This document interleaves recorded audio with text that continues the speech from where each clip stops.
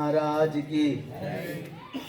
गुरुर्ब्रह्मा गुरुर्विष्णु गुरुदेवो महेश्वर गुरु साक्षात् परब्रह्म तस्मै श्री गुरवे नमः। నేను నా పేరు గోపాల్ నర్సందొడ్డి. పెద్దలు నాకు ఈ అవకాశం ఇచ్చినందుకు నేను భగవంతుడు ఇచ్చినటువంటి గొప్ప వరం అని భావిస్తున్నాను.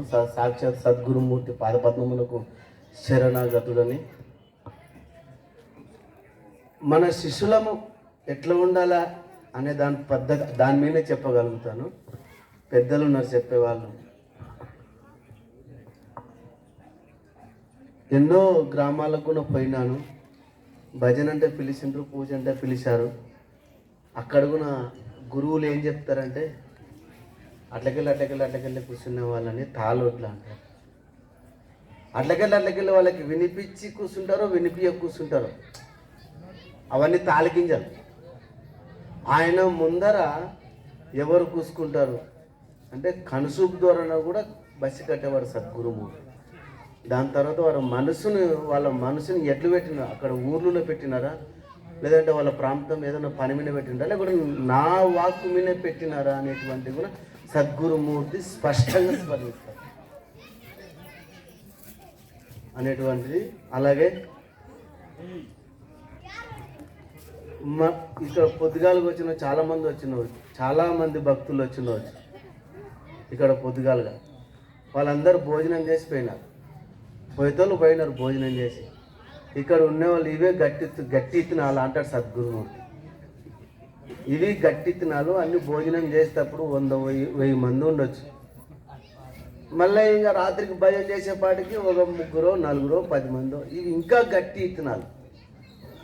ఆ గాఢ నిద్రలను సద్గురుమూర్తి ప్రభువారు మేల్కొని వచ్చి భజన కార్యక్రమంలో అక్కడ కూసుకొని అప్పుడు కూడా తాను 4 విశేషాలు చెప్తాడు. ఆ సందర్భంలో వినేటువంటి పలుకు బ్రహ్మాండమైన పలుకు. అది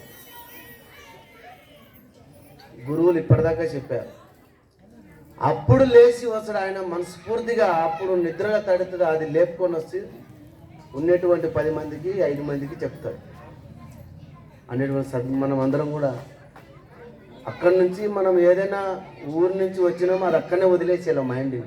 సద్గురుమూర్తి ఏం చెప్తారని దగ్గరికి వచ్చి వినాలి. ఇప్పుడు ఒక బర్రెని పట్టాలంటే పగ్గం కావాలి, బర్రెని ఇట్లాంటి దాన్ని. మళ్ళీ సద్గురుమూర్తి చెప్తున్నటువంటి మంత్రవాక్యం ఇందాక చెప్పినట్టు బ్రహ్మాండమైన పలుకులు, అమృతమైనటువంటి పలుకులు. ఇవి ఎక్కడ దొరకవు.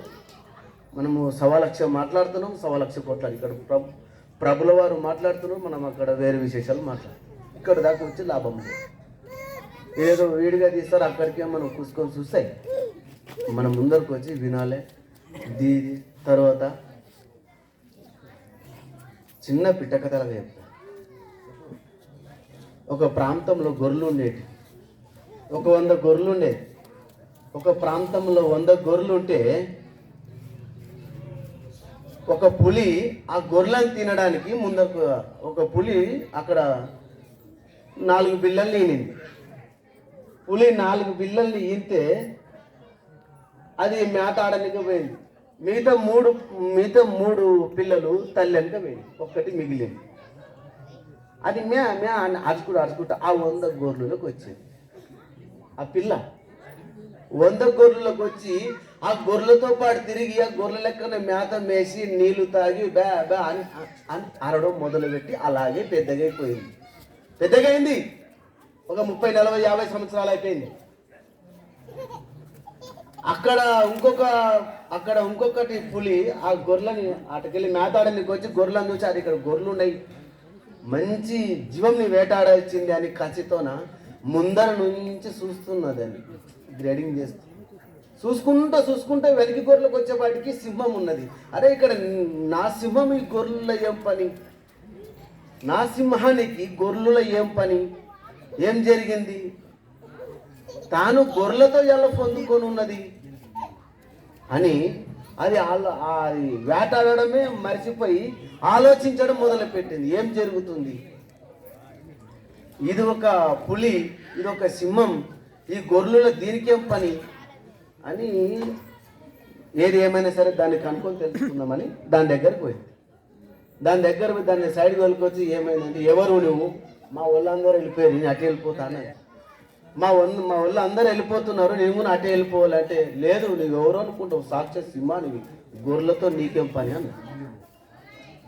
లేదబ్బా నువ్వు గొర్రెవు కాదు అని చెప్తే అది నమ్మతలేదు. ఇగో తీసుకొచ్చి ఒక నీళ్ళ దగ్గర నీ రూపాన్ని నీళ్ళలో చూపిస్తే, అవును కదా నేను ఇన్ని రోజులు ఎంత మోసపోయినా, నేను ఇన్ని రోజులు గొర్రె అనుకున్నా, నేను ఇన్ని రోజులు గొర్రె అనుకొని మోసపోయి, నేను గొర్రె లేకనే నా వృధా అయిపోయిన నా రోజులన్నీ అని ఆ క్షణంలో తను ఒక జ్ఞానోదయం చేసి, తను ఎరకని తిరగజేసి, భ్రాంతిని గుర్తు చేసి, నువ్వు ఎవరు, ఎంత కళలో వచ్చినటువంటి శరీరము, భార్య, పిల్లలు, ఏం చెప్పినాడు సాక్షాత్తు గురుమూర్తి?